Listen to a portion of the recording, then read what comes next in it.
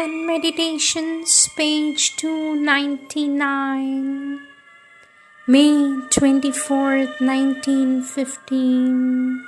One day, O Lord, Thou didst teach my mind that it could act fully as an instrument of manifestation of Thy divine truth, as an intermediary of Thy eternal will, without being limited in its realizing constructions by the narrow field of possibilities of the external being. Till then, this mind, except very rarely, was in the habit of coming out of its mute ecstasy, its silent contemplation before Thy ineffable infinity, only to concentrate its effort on the center of action represented by the external being. And this was a sort of bondage within too narrow a frame. There was a contradiction between the powers of mental realization and the instrument through which they were striving to make their way out. The most immediate result was the wastage and limitation of mental energies, which, not finding any satisfaction in activity, quite naturally returned to merge into Thy eternity. Suddenly, Thou didst put an end to this disorder. Thou didst liberate the mind from its last fetters. Thou didst teach it to be freely active through all forms and no longer exclusively through those it considered till then as its own, that is, as its natural means of expression. The vital being had already realized this liberation long ago and knew how to enjoy the plenitude of sensations and emotions in all forms capable of manifesting life.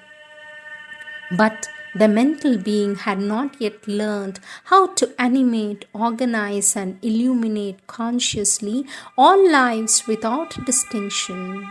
Thou didst break down all barriers, Thou didst open to it the doors of Thy infinite manifestation.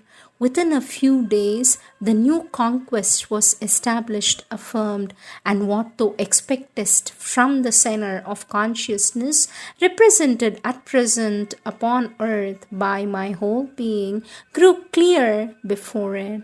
To be the life in all material forms, the thought organizing and using this life in all forms, the love widening, enlightening, intensifying, uniting all the varied elements of this thought, and thus through a total identification with the manifested world, to be able to intervene with full power in its transformations. On the other hand, by a perfect surrender to the Supreme Principle, to become aware of the truth and the eternal will that manifests it. Through this identification, having become the faithful servant and sure intermediary of the divine will, and uniting this conscious identification with the principle to the conscious identification with its becoming, to mold and model consciously the love, mind, and life of the becoming in accordance with the law of truth of the principle. This is how the individual being can be the conscious mediator between the absolute true and the manifested universe, and intervene in the slow and uncertain march of the yoga of nature in order to give it the swiftness, intensity, and sureness of the divine yoga. This is how, in certain periods, the entire terrestrial life seems to cross miraculously over stages which at other times would require thousands of years to traverse.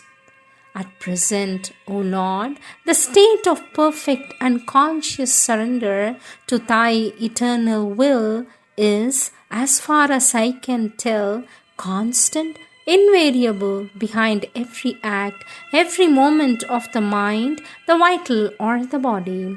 This imperturbable calm, this deep, peaceful, unchanging bliss which can never leave me, are they not a proof of this? Passive or receptive identification with life, thought, and love in all manifested forms is an accomplished fact, apparently the inevitable consequence of surrender to pure truth. But the moments when consciousness becomes effectively the life animating and moulding all material forms, the intelligence opening life, and the love illuminating the intelligence in an active and fully conscious way at once in the totality and the least detail, with a sense of infinite plenitude and precise powers, these moments are still intermittent, though growing more and more frequent and lasting. It is in these moments that the two consciousnesses are simultaneous and fuse into a single, almost indescribable, ineffable consciousness in which are united immutable eternity and eternal moment. It is in these moments that the present work begins to be accomplished.